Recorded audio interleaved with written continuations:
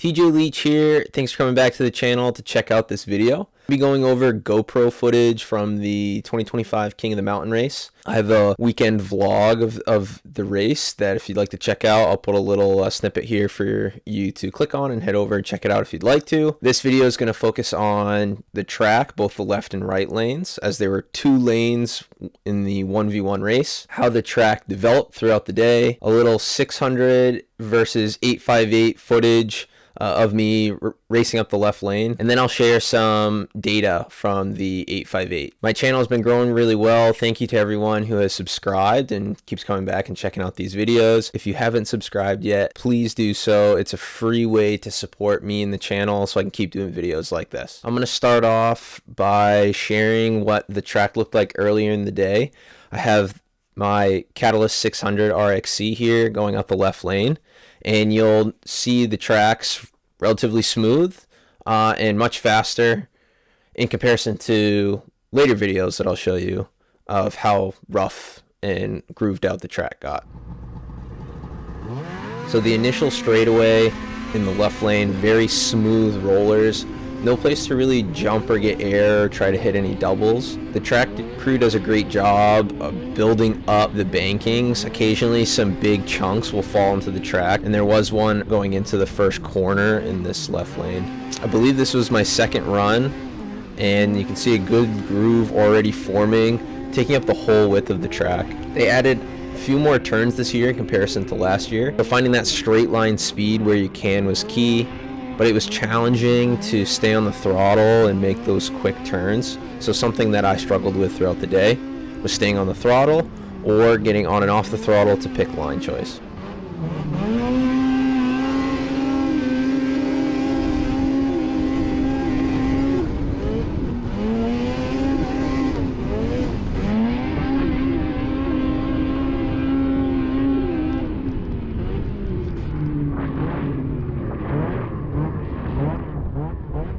Next 2 clips that I'm going to show side by side are the 858, which will be on the left, and the 600, which will be on the right. This was, I'd say, closer to the end of the day, I believe around 2:30, 3 o'clock. I'd say the left lane developed faster early on. It was easier to pick good straight lines and carry speed, and it was smoother corner to corner. Where the right lane developed some pretty big bumps that would slow you down, and some off-camber corners, and a specific line didn't really develop. It was kind of a free-for-all early on in the day. The key points you'll notice in this side-by-side is how much faster the 858 picks up speed and accelerates.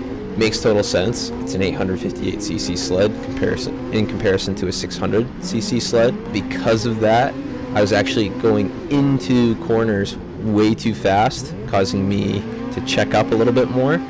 Where the 600 I could kind of carry smooth, consistent speed all the way up.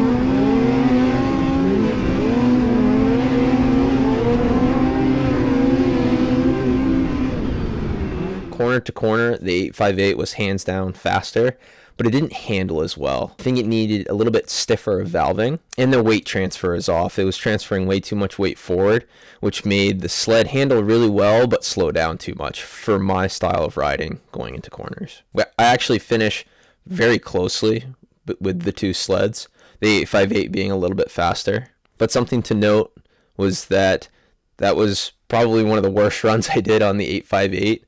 I was overdriving into every corner, which was causing me to check up and lose a ton of momentum and speed. And I was on and off the throttle way more than I was on the 600. Before we get into the data acquisition stuff, I wanted to just share a clip of my last run of the day against Eric Gleich. This was for the 650 stock final. I had a few runs on before and found some pretty good speed at the top, which was kind of the trickiest part of the entire right lane in comparison to the left. I had crashed on my last King of the Mountain class run on the 858 and really hurt my knee. So I was struggling a bit with being able to carry speed into bumps and kind of hit stuff hard. So I was trying to ride really smooth. And in this case, it actually helped me out. I was able to keep the track on the ground, stay consistent with speed, and end up coming to a good finish. It got really foggy on the first straightaway, but you broke through it real quick. It's really interesting to see how the track has developed. The snow is almost bottomless in places where the ruts get super deep. Almost, I would say, at least 8 to 9 feet deep. And then there's sections where we're running across dirt and there's a river going through the track.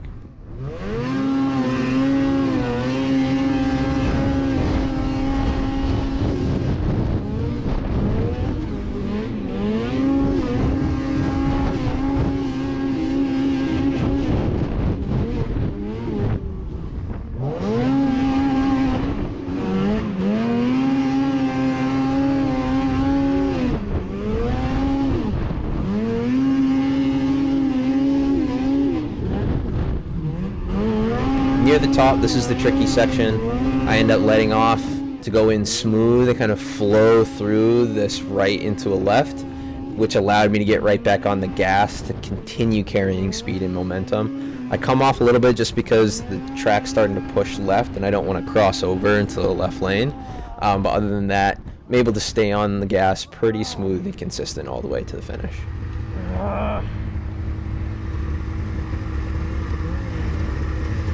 With the data review, I'm going to focus primarily on the RPMs. You'll also see a little bit of a GPS line that maps out the track. Key things I'm going to talk about with the RPMs are how fast I get to my peak RPM, and then the back shifting, letting off, and then being able to get right back up to those peak RPMs. When we were testing, this was something that we were looking for, and I will say we were definitely well below the RPMs we wanted to be at, which was 8150 to 8250. I touched into those peak RPMs briefly at times. That was mainly the sled losing traction.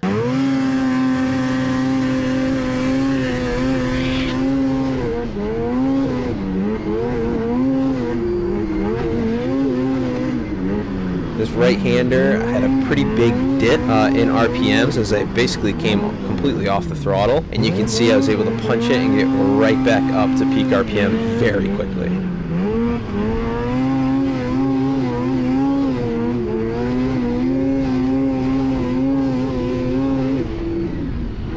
Here we are into the tight corner section. I'm dropping down to about 3,500 RPM coming off the throttle, punching it and getting right back up to that 8 grand.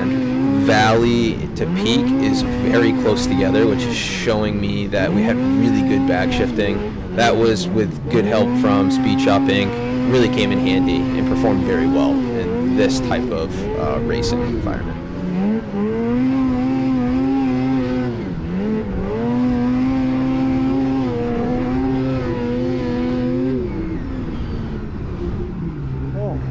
I posted a video on social media of this run, and I had one person comment that I probably should have gone lighter weights or changed springs to allow for better back shifting. The primary issue here was the sled was hooking up way too good. We had chisels all the way through it, and underneath the snow was ice, so as soon as I dug through that soft snow, I was getting excellent traction. Yes, we should have played around with weights a little bit more, but this was a good baseline with where we were at. We didn't really need to make any changes. The sled was performing well. I think if we were to go a little bit higher RPM, I would have had a little bit more control with exit speed, especially with the way I was riding.